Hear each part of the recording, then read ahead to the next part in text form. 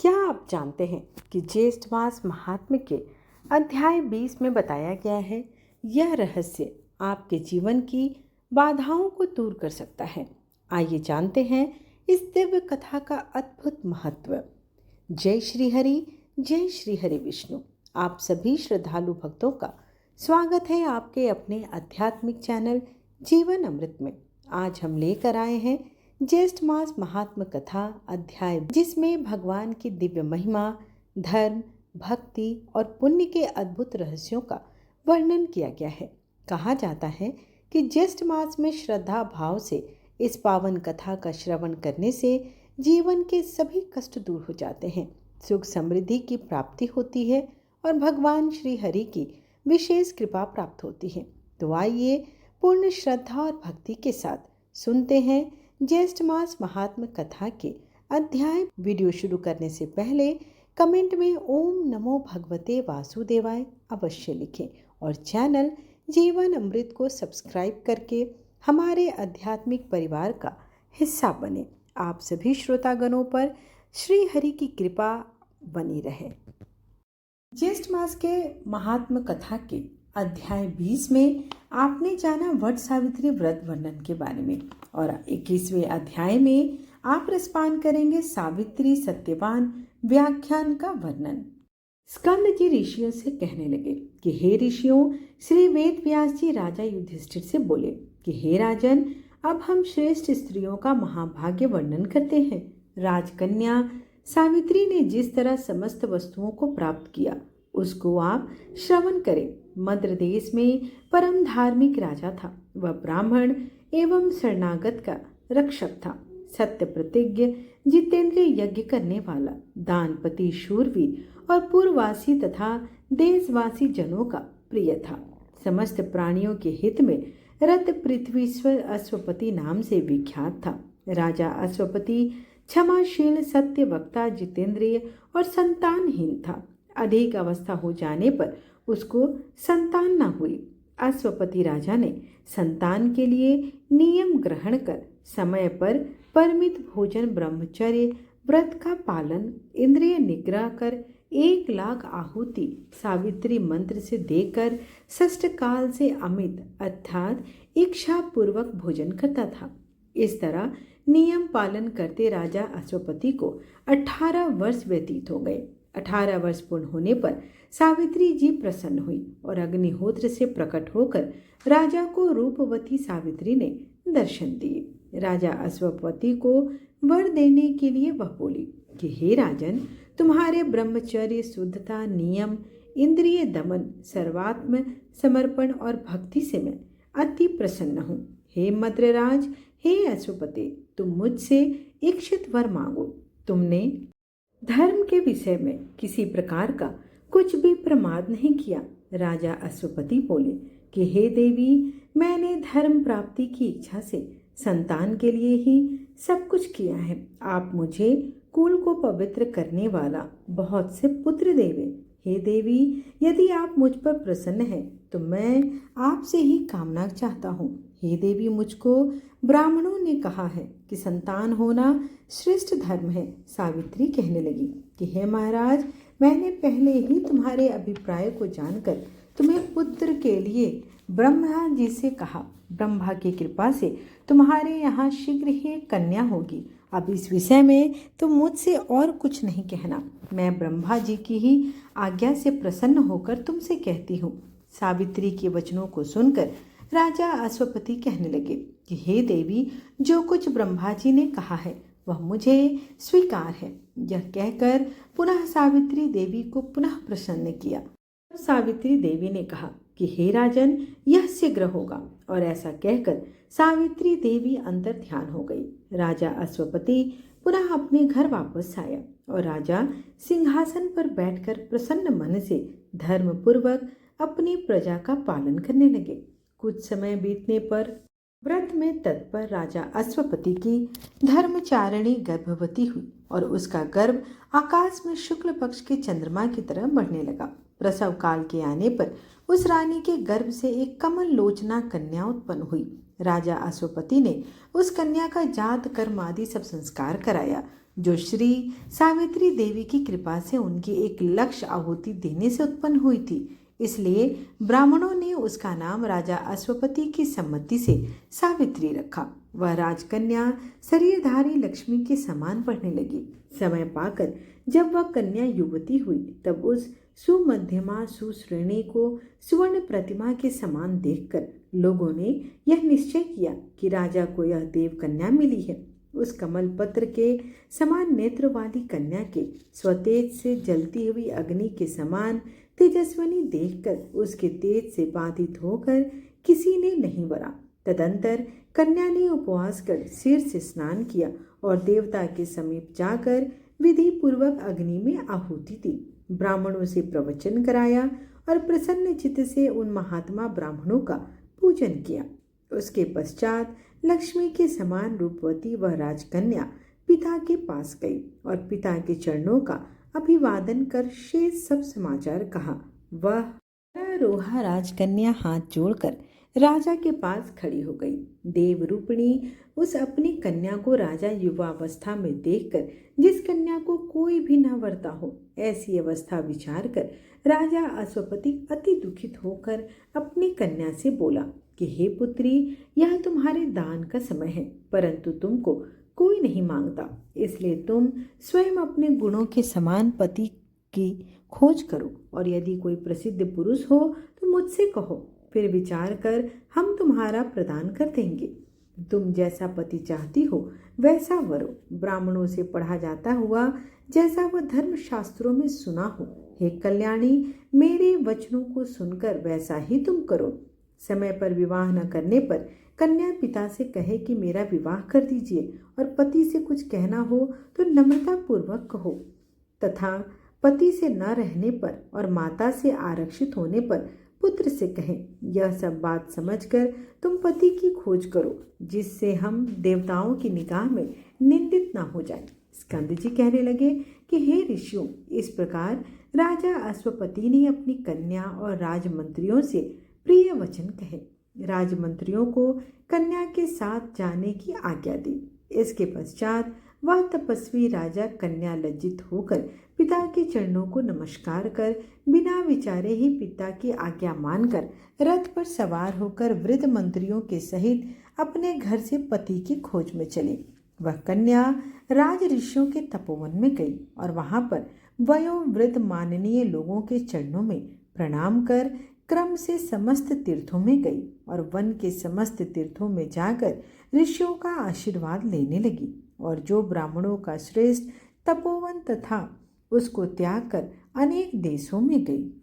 इस प्रकार ज्येष्ठ मास महात्म कथा का 21वां अध्याय यहीं पर समाप्त हुआ। आइए अब हम रसपान करेंगे सीता नितनेम की कथा। तत्पश्चात समापन विष्णु चालीसा और आरती के साथ करेंगे। सीता नितनेम की कथा। इस कहानी को सीता माता कहती थी और प्रभु श्री राम सुना करते थे। एक दिन श्री राम भगवान को किसी काम के लिए बाहर जाना पड़ा तो सीता माता कहने लगी कि भगवान, मेरा तो 12 वर्ष का नितनेम है, अब आप बाहर जाएंगे तो मैं अपनी कहानी किसे सुनाऊंगी। तब श्री राम ने कहा कि हे सीते, आप कुएं की पाल पर जाकर बैठ जाना और जहाँ रोज औरतें पानी भरने आएंगी उन्हें अपनी कहानी सुना दिया करना। सीता माता कुएं की पाल पर जाकर बैठ गई। तभी एक स्त्री आई। उसने रेशम की जरी की साड़ी पहन रखी थी और सोने का घड़ा ले रखा था। सीता माता उसे देखकर कहने लगी, बहन, मेरा 12 वर्ष का नितनेम सुन लो। पर वह स्त्री बोली कि मैं तुम्हारा नितनेम सुनूंगी तो मुझे तो घर जाने में देर हो जाएगी और मेरी सास मुझसे झगड़ा करने लगेगी। इसलिए उसने कहानी नहीं सुनी और अपने घर चली गई।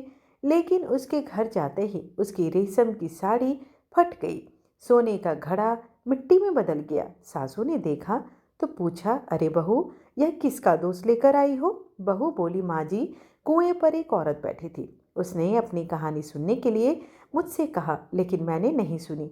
शायद उसी का यह फल मुझे मिला है।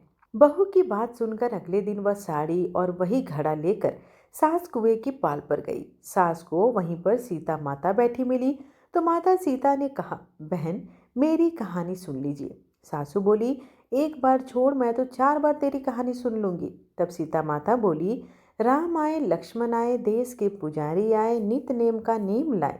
आओ राम बैठो राम, तपी रसोई जीमो राम।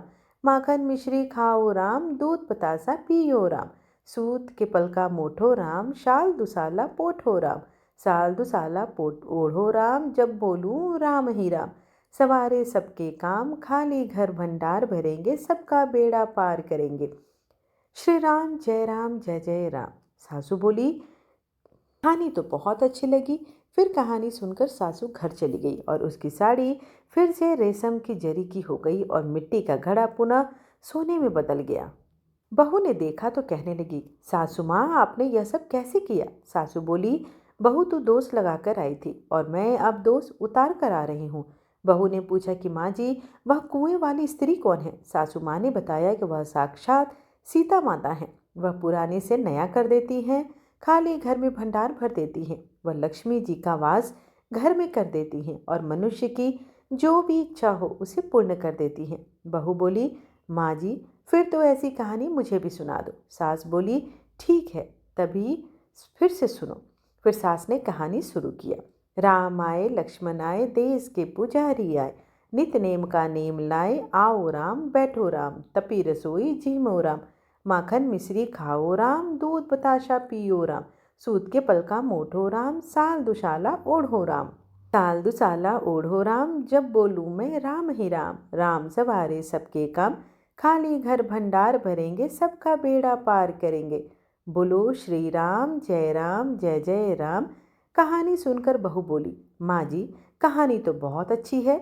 सासू ने कहा, ठीक है अब से हम इस कहानी को रोज किया करेंगे। अब सास बहू रोज सवेरे उठती, नहाती धोती और पूजा करने के बाद सीता नितनेम की कहानी कहती। एक दिन की बात है कि उनके ही पड़ोस की एक औरत आई और बोली कि बहन जरा सी आँच तो देना। तो बहू बोली कि आज तो अभी हमने जलाई ही नहीं। पड़ोसन बोली, तुम तो सुबह 4 बजे से उठकर कर क्या रही हो?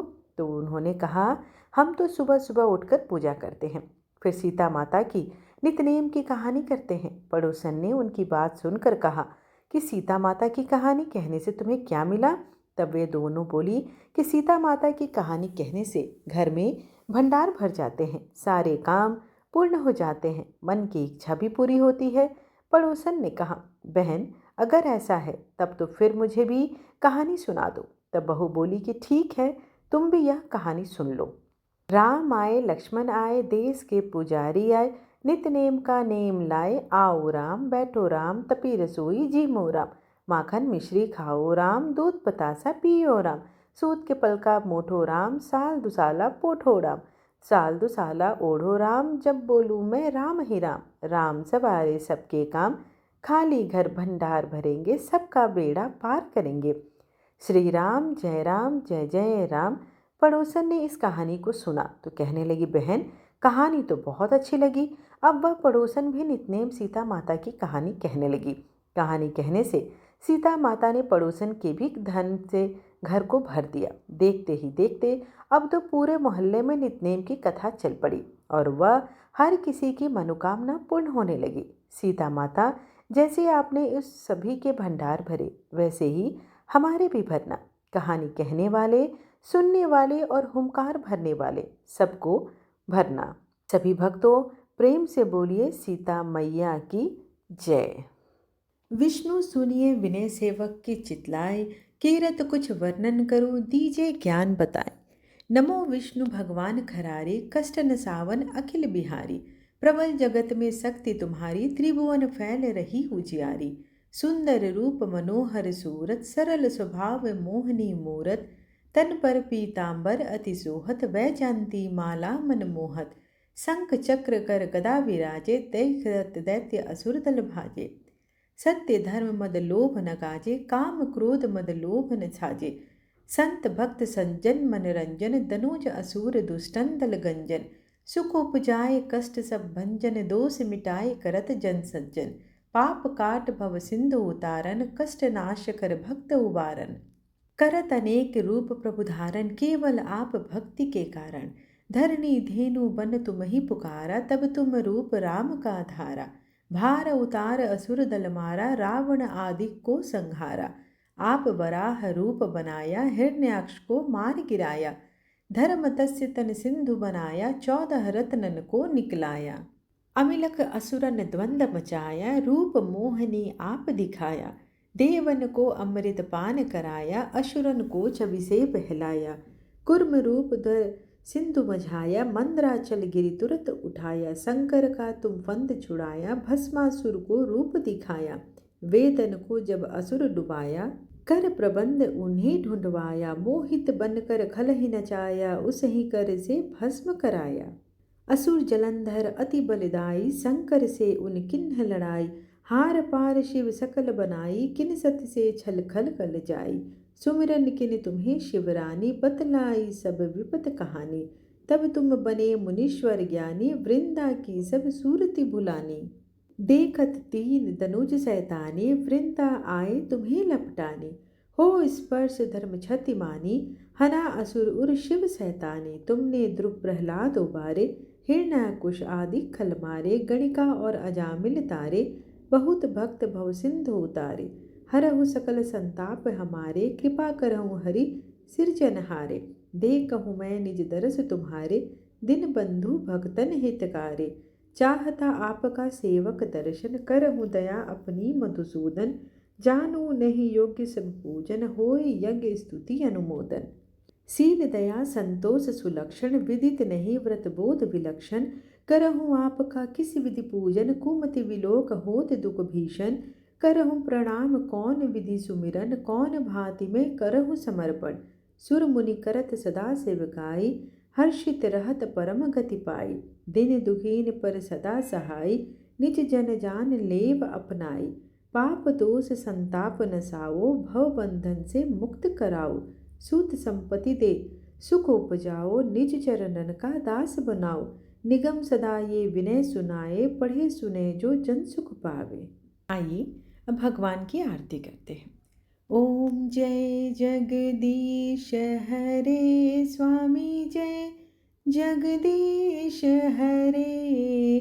भक्त जनों के संकट क्षण में दूर करे।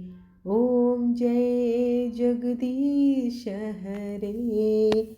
जो ध्यावे फल पावे, दुख बिन से मन का सुख संपत्ति घर आवे। कष्ट मिटे तन का, ओम जय जगदीश हरे। मात पिता तुम मेरे, शरण गहूँ मैं किसकी। तुम बिन और न दूजा, आस करूँ मैं जिसकी। ओम जय जगदीश हरे। तुम पूर्ण परमात्मा, तुम अंतर्यामी, पार ब्रह्म परमेश्वर, तुम सबके स्वामी। ओम जय जगदीश हरे। तुम करुणा के सागर, तुम पालन करता, मैं मूरख खल कामी, कृपा करो भरता। ओम जय जगदीश हरे। तुम हो एक अगोचर, सबके प्राणपति, किस विधि मिलूं दया मैं, तुमको मैं कुमति। ओम जय जगदीश हरे।